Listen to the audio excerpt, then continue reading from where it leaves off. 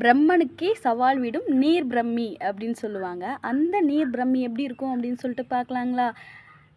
ஏன்னா நிறைய பேர் பருப்பு கீரை இருக்கு இல்லைங்க, அது ஃபோட்டோ எடுத்து இதுதான் நீர் பிரம்மியான்னு கேட்குறீங்க. ஆனால் ஃபஸ்ட்டு பார்க்குறவங்களுக்கு கன்ஃபியூஸாக தான் இருக்கும். பார்த்துக்குங்க, நீர் பிரம்மி இப்படி தான் இருக்கும்.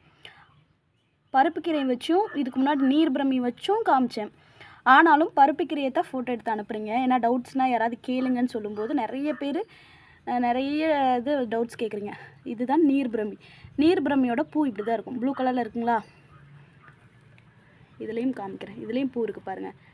பருப்பு கீரையோட பூ வந்து மஞ்சள் கலரில் இருக்கும், சரிங்களா? நீர் பிரம்மையோட பூ வந்து வெள்ளை கலரில் சில இடங்களில் பார்த்துருக்கேன். ஆனால் அதிகமாக பார்த்தது இந்த மாதிரி லைட் ப்ளூ கலர் மாதிரி இப்படி தான் இருக்கும். நல்லா பார்த்துக்குங்க, இப்படி தான் இருக்கும் நீர் பிரம்மி. இது நம்ம கீரையாகவும் சமைச்சு சாப்பிட்லாம்.